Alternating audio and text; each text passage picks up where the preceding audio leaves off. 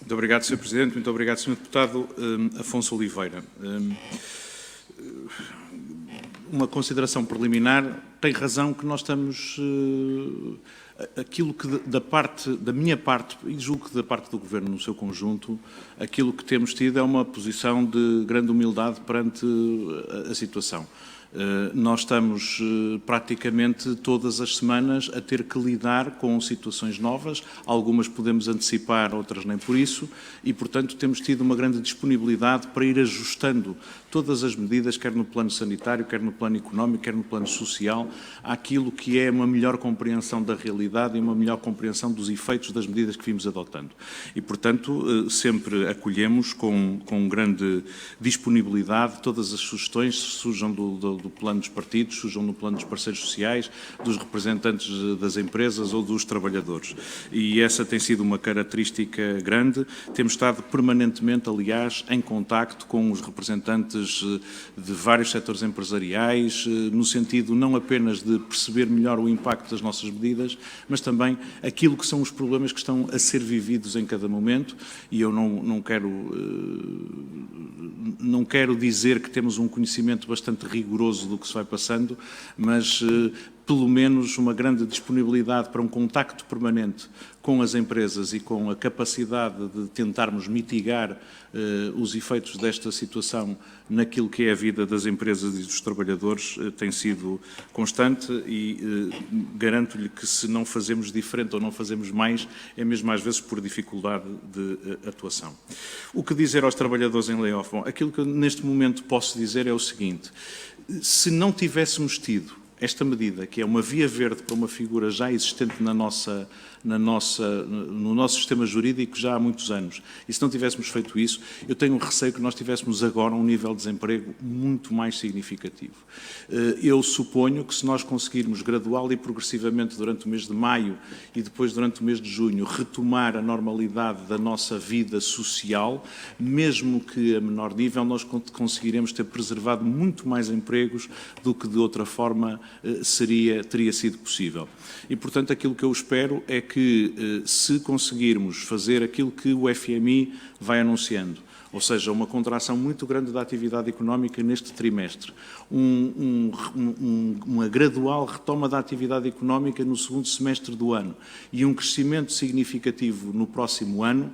Eu recordo que o FMI prevê uma contração para Portugal de 8% este ano, prevê já um crescimento de 5% no próximo ano. Se prevê um déficit das nossas finanças públicas de 7%, prevê um déficit de apenas 2% já no próximo ano.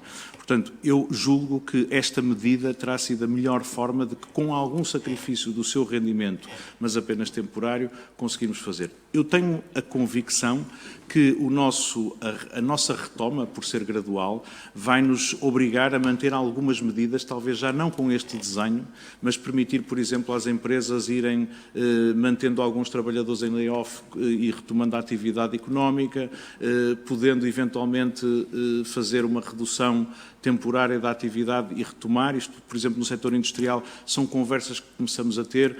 Muitas empresas dos setores industriais estão já a ter encomendas, mas não têm a certeza que elas sejam continuadas e, portanto, as questões que nos colocam são: podemos nós levantar o layoff relativamente a um conjunto de trabalhadores e depois poder voltar a colocá-lo? Isso é o desenho das medidas que estamos a tentar fazer agora para esta fase de transição e estamos, obviamente, muito disponíveis para isso.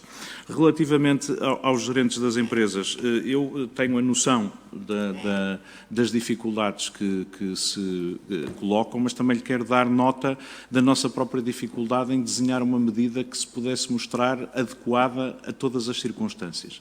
Aquilo que nós avançámos foi para tratar como trabalhadores independentes os empresários em nome individual e os sócios gerentes de sociedades de que eles são os únicos trabalhadores, que é uma situação muito clara de trabalhadores independentes que foram forçados a criar uma sociedade comercial para poderem contratar com determinadas entidades. São 74 mil pessoas que estão nesta situação e à qual estendemos o regime dos trabalhadores independentes. Relativamente aos sócios gerentes, eu confesso-lhe que tenho uma grande dificuldade no desenho desta figura.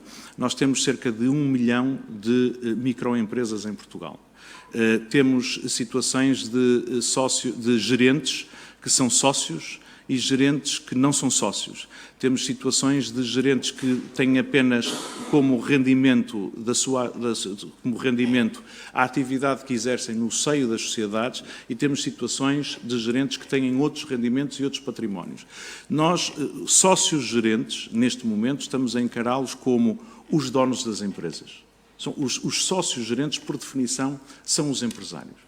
E, nesse sentido, aquilo que nos parece é que os apoios dirigidos às empresas, à preservação destas empresas, é aquilo que melhor pode funcionar e também tem sido utilizado em muitos outros países.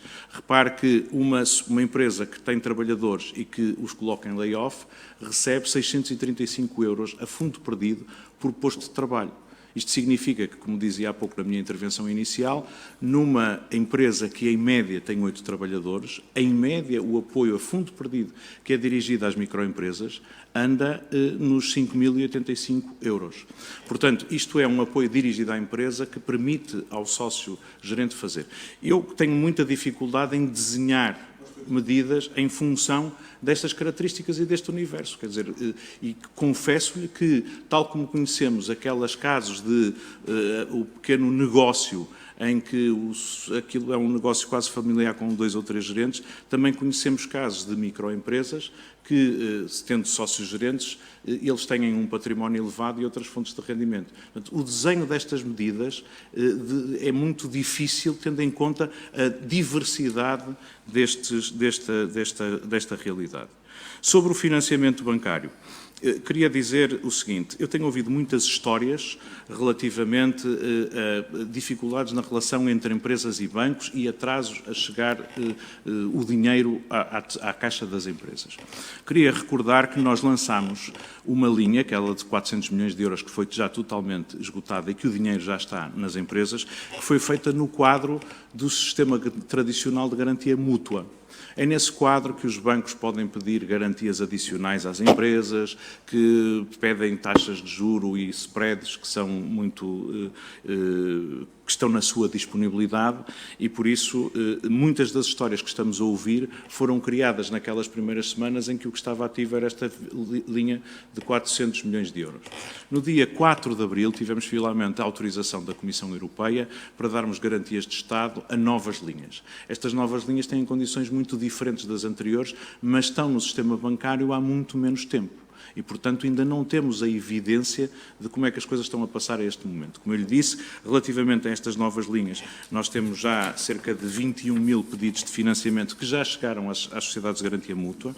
Estas linhas, por exemplo, proíbem aos bancos pedir quaisquer garantias, quer pessoais aos sócios das empresas, quer às empresas. Estas linhas têm períodos de carência de 18 meses, o que significa que as empresas só terão que começar a reembolsar capital no final do próximo ano. Estas linhas têm prazos de maturidade mais longos e têm uma limitação dos custos para os bancos. Os bancos não podem cobrar spreads superiores a 1,5% para as grandes empresas nas maturidades mais longas.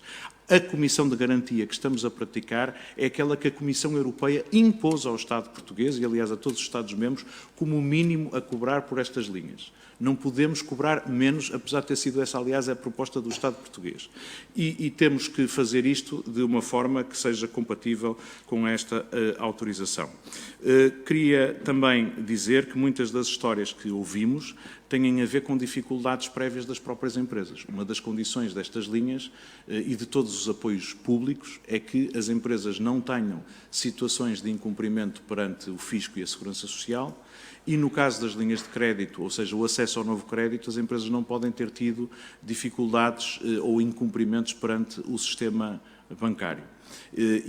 Isto significa que temos aqui, de facto, algumas empresas que, por terem situações difíceis anteriormente, não têm acesso ao crédito. Estas linhas são para apoiar empresas viáveis, com perspectivas de crescimento para o futuro, que foram afetadas por esta situação, não foram desenhadas para salvar empresas que já estavam em situações de incumprimento.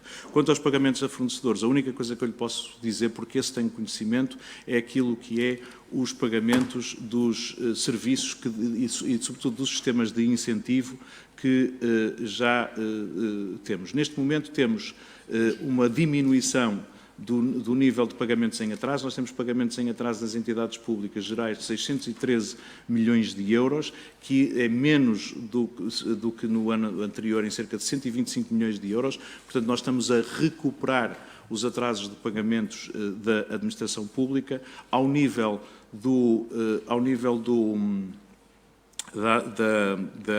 dos sistemas de incentivos que dependem do Ministério da Economia. Nós já procedemos a pagamentos de cerca de 270 milhões de euros de reembolsos pagos a título de adiantamento. Muito obrigado, Sr. Presidente. Peço desculpa. Também, com a tolerância.